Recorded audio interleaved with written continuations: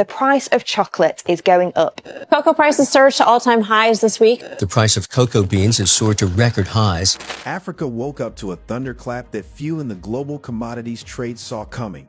Ghana has shocked the world with a revolutionary decision that is already sending tremors through the multi-billion-dollar chocolate industry.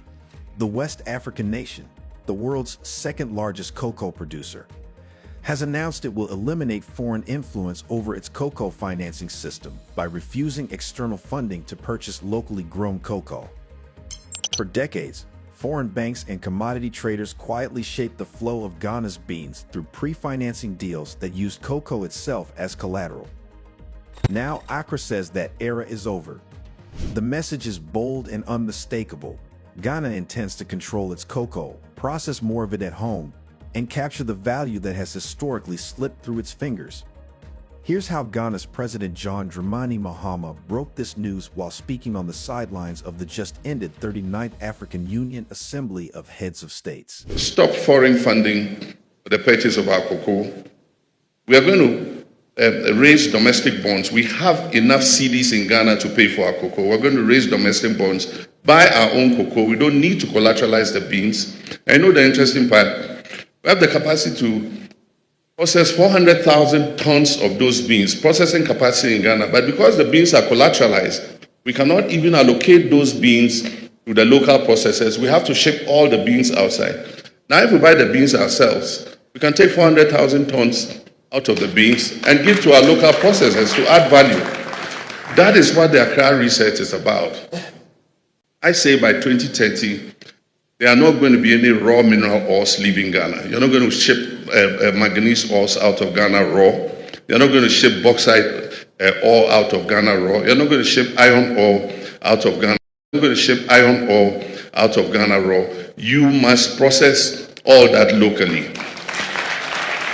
That is the only way we can provide opportunities for our young people. Our young people are not as patient as our generation. They want to see that progress and prosperity today.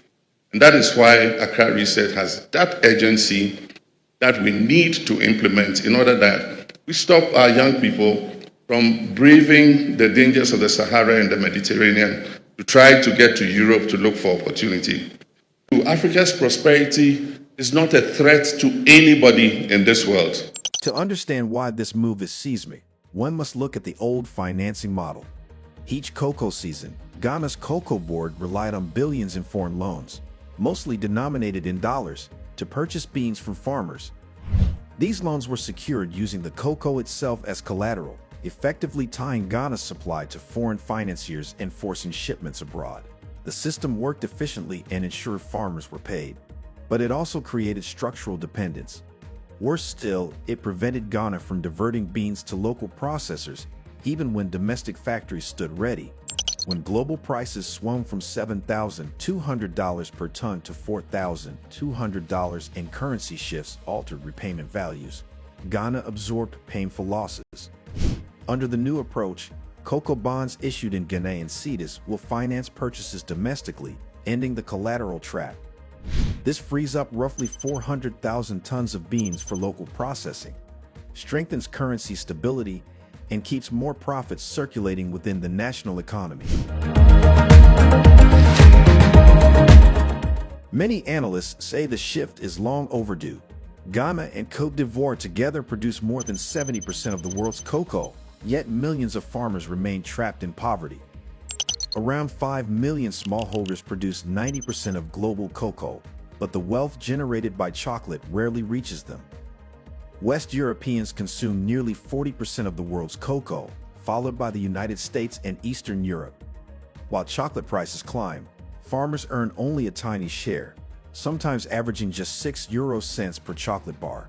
Manufacturers, processors, and retailers capture most of the value, while struggling farmers lack resources to invest in better soil, fertilizers, or sustainable cultivation. The irony is painful. The countries receiving raw beans host thriving processing industries that transform cocoa into chocolate bars, cocoa butter, cocoa powder, cosmetics, pharmaceuticals, beverages, and luxury confectionery.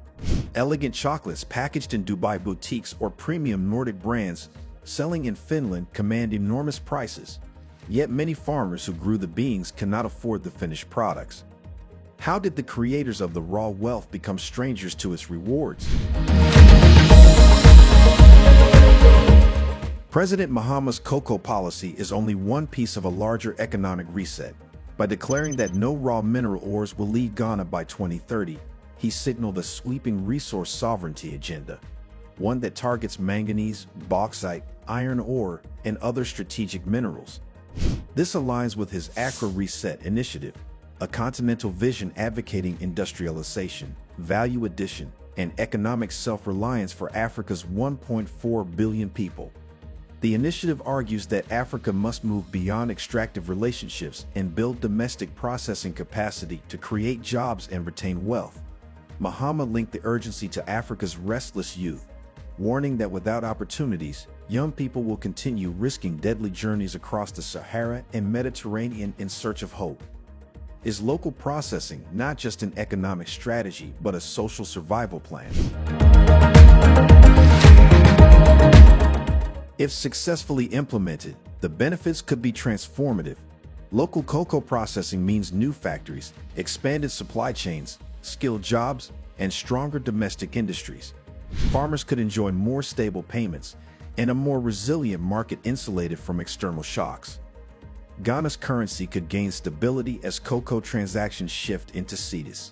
The country could move up the value chain, exporting finished or semi-processed products rather than raw beans. Increased industrial activity would stimulate technology transfer, infrastructure development, and entrepreneurship. Most importantly, more value would remain in Ghana, circulating through communities rather than disappearing into foreign balance sheets. Yet skeptics ask, can domestic capital markets sustain the financing load?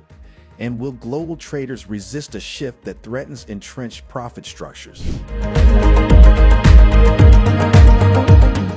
Across Africa, the announcement has sparked excitement, debate, and a whisper of possibility.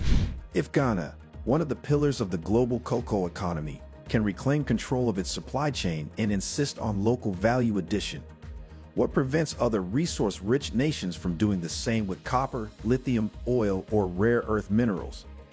For decades, the continent has exported raw wealth and imported finished goods at premium prices. Ghana's bold stance suggests a different future, one where Africa processes, manufactures, and profits from its own resources. Whether this gamble reshapes the global cocoa trade or triggers resistance from powerful interests remains to be seen. But one thing is certain, Ghana has drawn a line in the sand. The blueprint has been laid, the debate has begun, and the question now echoes across the continent. Will others follow, or will Africa continue exporting its prosperity in raw form while importing its own dreams at a premium? Your perspective matters. What do you make of Ghana ending foreign cocoa financing in line with plans to cease all raw mineral exports by 2030? Share your thoughts and insights in the comments section below. This If you news like brought this to you video, by Bily Nation Money Send. Fast and secure. And also Bily Nation Data. Buy less and save money. This is the end of the new. AM name is Raz Billy I. Bring the news ever by.